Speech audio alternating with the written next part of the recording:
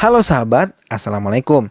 Apa kabar? Semoga sehat selalu dan senantiasa berbahagia. Terima kasih sudah subscribe dan selalu setia menyimak video-video SLMT-TV.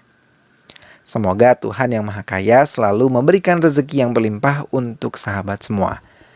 Kali ini SLMT-TV kembali hadir tentunya dengan alur cerita film-film pilihan. Nah, kali ini film yang akan kita bahas berjudul Tadam.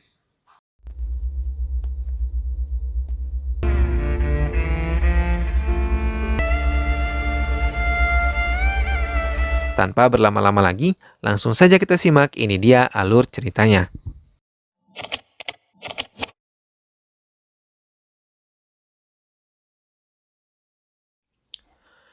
Di awal film, seorang pria bernama Ezil yang merupakan seorang arsitek selalu menunggu kedatangan seorang wanita pujaan hatinya yang bernama Depika. Setiap jam 9, keduanya saling bertemu di lift kantor mereka, namun mereka berdua tidak saling mengenal satu sama lain. Suatu hari, Ezil memberanikan diri untuk mengajak Depika minum kopi. Tapi Depika menolak tawaran itu karena dia sama sekali belum mengenal Ezil dan dia juga mengatakan kalau pertanyaan Ezil adalah salah. Besoknya dia pun mencoba lagi untuk mengajak Depika minum kopi. Tapi selalu saja ditolak oleh Depika. Secara terus-menerus, Ezil pun mengajaknya minum kopi. Namun Depika juga secara terus-menerus menolak penawarannya. Hingga Ezil pun kebingungan dan mencoba mengajukan pertanyaan lain. Ezil bertanya untuk mengajaknya minum teh dan tawaran itu pun langsung diterima oleh Depika. Karena dia benci dengan yang namanya kopi. Musik बहुत पसंद करते हो. What? Di lain sisi ada seorang pria yang sangat mirip dengan Ezil dan dia bernama Kevin. Kevin juga ternyata orang yang sangat cerdas. Diketahui dia mampu menguasai 6 bahasa asing, di mana dia belajar secara otodidak. Namun Kevin memiliki sebuah kebiasaan buruk, yaitu melakukan aksi kriminalitas dan sering bergonta-ganti pasangan. Kevin ini juga rupanya memiliki seorang teman akrab yang bernama Suruli. Di lain sisi hubungan Ezil dan Depika semakin intens. Keduanya pun kini telah berpacaran. Keesokan harinya, Surali dan Kevin ditipu seseorang dan mereka di lain sisi juga memiliki hutang yang besar ke seorang rentenir. Di saat itu, seorang wanita yang sudah lama menaksir Kevin memberanikan dirinya untuk berbicara dengannya dan dia bernama Ananti. Di sana, Ananti memberikan uang sebesar 1 lakh untuknya karena dia mendapatkan pesan dari seorang penipu yang mengaku sebagai ibunya Kevin bahwa dia membutuhkan uang guna biaya pengobatannya. Surali pun menyuruhnya untuk mengambil uang itu. Tapi Kevin menolak dengan alasan sudah mempunyai biaya yang cukup. Ananti pun pergi dan memutuskan untuk pulang. Di sisi lain, Ananti kebetulan lewat dekat rumah Kevin dan dia pun mengetahui kalau dirinya telah ditipu oleh Kevin dan wanita yang mengaku sebagai ibunya Kevin. Di tempat lain, Surali diculik oleh si rentenir yang kemudian menghubungi Kevin. Di malam itu, si rentenir meminta kepada Kevin kalau mereka harus segera membayar hutangnya sampai besok atau nyawa Surali akan menjadi bayarannya. Di lain tempat, Ezil yang sedang menghadiri pesta di kantornya karena keberhasilan proyeknya. Di saat itu, Kevin juga menjadi kebingungan karena tak ada seorang pun yang bisa membantunya. Lalu dia pun terpaksa datang ke rumah Ananti dan meminjam uangnya terlebih dahulu karena ibunya sedang sakit. Di sana, Kevin pun mendapatkan uang itu dan berniat untuk pergi. Tapi Ananti menahannya sebentar dan bertanya kepada Kevin siapa nama aslinya. Di lain sisi juga, Ezil izin pulang setelah mendapatkan sebuah telepon. Di dalam mobil, Ezil marah. Entah apa penyebabnya dan di waktu yang sama juga Kevin pun ikut marah tanpa kita ketahui penyebabnya. Di malam itu terlihat pula seorang pria yang mirip dengan Ezil dan Kevin datang ke sebuah rumah orang kaya bernama Akash. Di sana pria tersebut membunuh Akash dan setelah itu pria ini kabur dari rumah itu dan mencoba menghilangkan semua barang bukti yang mengarah kepadanya.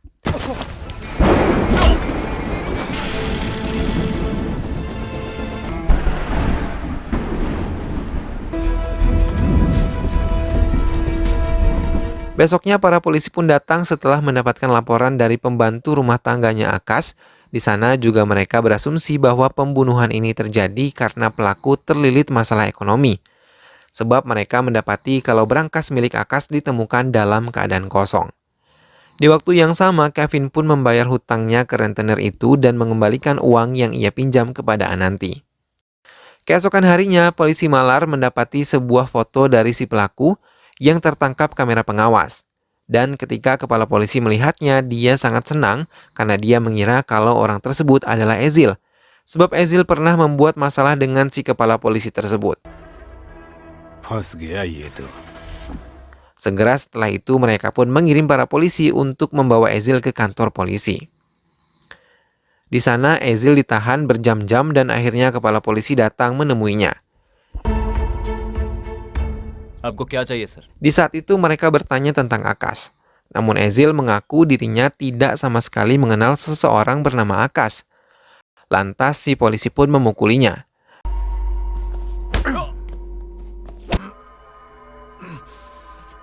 Dan bertanya kemana Ezil pergi setelah pulang dari pesta di kantornya. Ezil lalu menceritakan kalau dirinya hendak pulang namun ban mobilnya bocor dan beruntungnya ada seseorang pengendara taksi yang kebetulan lewat dan membantunya. Kepala polisi itu pun lalu memperlihatkan sebuah foto si pelaku yang sangat mirip dengan Ezil dan Ezil pun terkejut setelah melihat foto tersebut.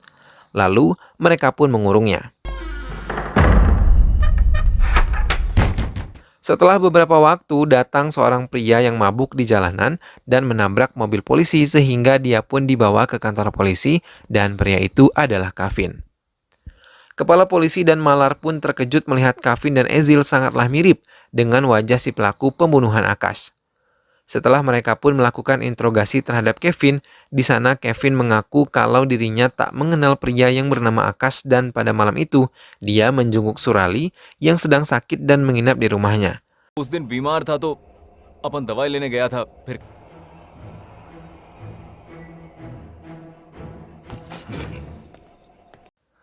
Suatu pagi, Kevin merasa tak enak badan lalu muntah-muntah. Akhirnya Kevin pun dibawa ke ruang tunggu untuk sedikit menghirup udara segar. Di lain sisi, Ezil berusaha kabur dengan menipu si penjaga.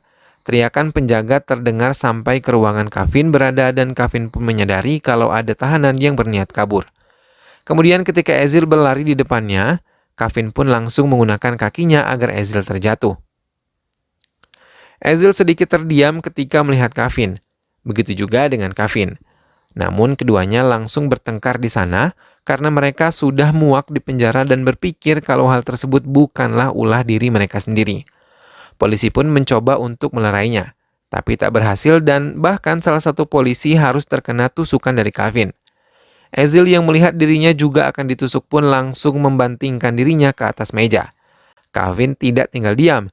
Dia malah semakin ganas dan mengambil sebuah senapan untuk menembak Ezil.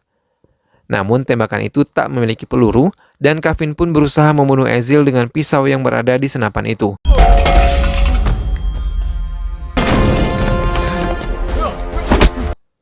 Lalu ketika pertarungan itu sedang berlangsung, kepala polisi pun datang dan mereka berhasil memisahkan keduanya. Sementara itu, Inspektur Malar berhasil menemukan sebuah rambut pelaku yang berada di kamar Akash. Lalu dia pun meminta seorang ahli untuk mencocokkan DNA-nya dengan salah satu dari Ezil dan juga Kevin. Namun ternyata DNA Ezil dan Kevin itu sama-sama cocok dengan rambut yang ditemukan Malar di kamar Akash. Malar pun semakin bingung dan dia tak percaya kalau bisa jadi keduanya adalah kembar identik. पहले हमें photo evidence मिला। परेशान मत होइए, मैं सुबह Lalu si dokter pun memberikan saran kepada Malar untuk mencari lagi bukti fisik yang berada di rumah Akash. Sin kemudian memperlihatkan kalau setelah pembunuhan itu, si pelaku tanpa sadar menempelkan sebuah sidik jari yang ada noda darahnya di pagar balkon rumah Akash. Di saat itu para polisi juga berada di sana, namun mereka sama sekali tidak melihat bercak darah tersebut. Malah si polisi itu menghapus bercak darah itu dengan bokongnya. Sin berpindah lagi ke kantor polisi. Di sana kepala polisi bertanya tentang asal-usul keluarga mereka. Rupanya dahulu Ezil dan Kevin adalah seorang anak kembar yang tumbuh di keluarga yang harmonis. Namun keharmonisan keluarga mereka mulai diuji. Saat Kevin dan Ezil berusia 6 tahun, kedua orang tuanya memutuskan untuk bercerai dan Ezil ikut dengan ayahnya sementara Kevin ikut dengan ibunya. Kemudian dari cerita Kavin kita mengetahui bahwa ibunya yang kesusahan mencari uang pun kebingungan untuk menutupi seluruh kebutuhan hidup mereka.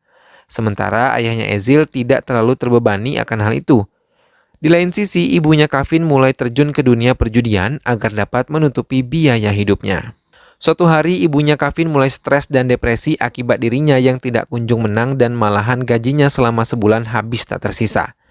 Hal itu pun membuatnya jatuh sakit dan lama-kelamaan penyakitnya semakin parah dan singkatnya ibu mereka dinyatakan meninggal karena penyakit liver yang diam-diam sudah lama dideritanya. Kemudian terungkap bahwa pada hari itu Kavin baru saja pulang dari sekolahnya dan dirinya melihat kalau ibunya meninggal karena bunuh diri. Setelah kematian itu, Kavin pun dibawa pulang oleh ayahnya dan di rumah tersebut Ezil sangat tidak menghargainya sebagai seorang saudara. Karena hal itu, Kavin pun berperilaku seenaknya juga sampai-sampai dirinya diskors dari sekolahnya karena ikut bermain judi. Tapi sebenarnya Kavin ini anak yang cerdas. Namun, dia hanya kurang disiplin saja. Lalu ketika Ezil berada di semester akhir, ayahnya pun meninggal dan semenjak hari itu keduanya pun kini berpisah. कर रहा है ये मुझे कुछ दिनों पहले ही पता चला था।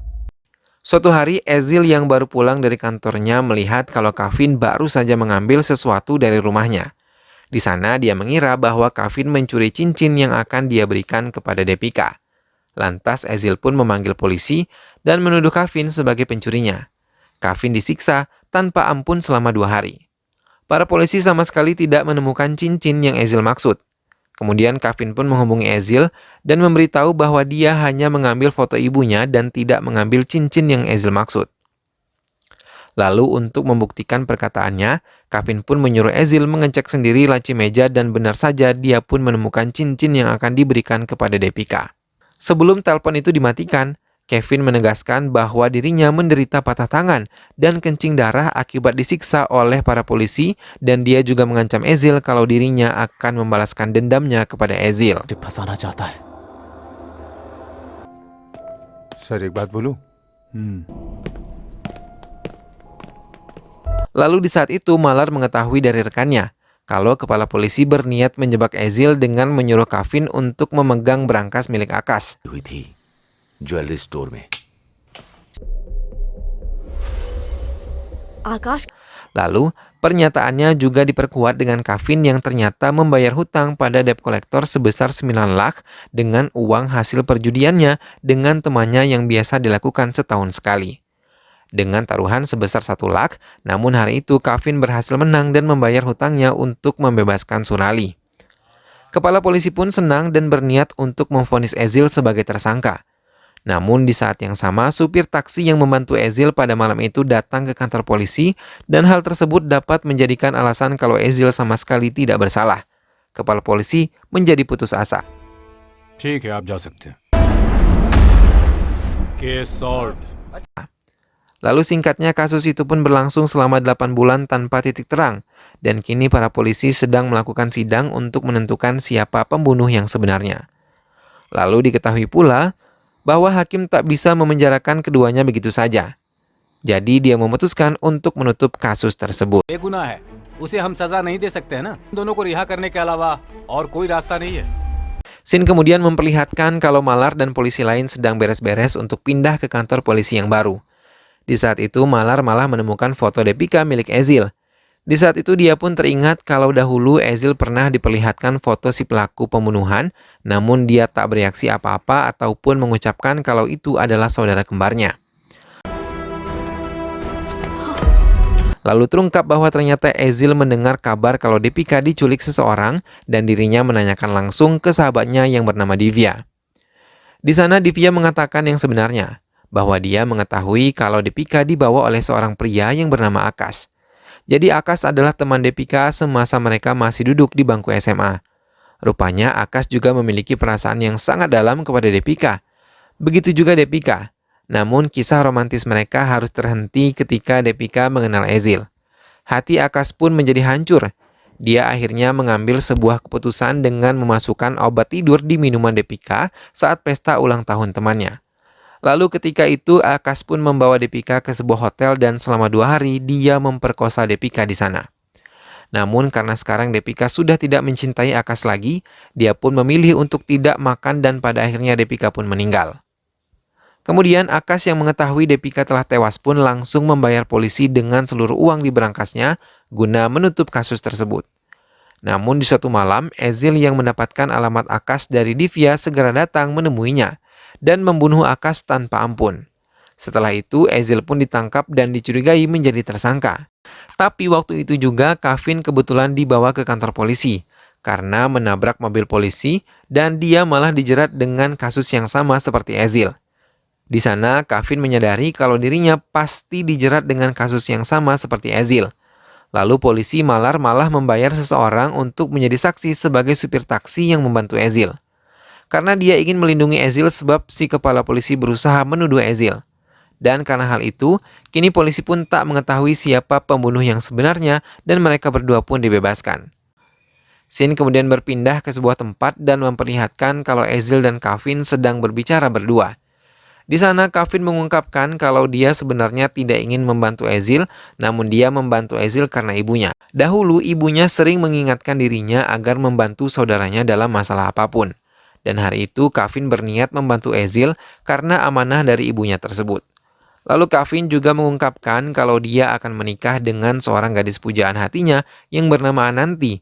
Dan dia juga berniat untuk berhenti mabuk-mabukan dan bermain judi. Lalu di saat itu Ezil memberikan surat kepada Kevin dan dia mengatakan kalau dia akan pergi ke Bombay serta memulai hidup yang baru di sana.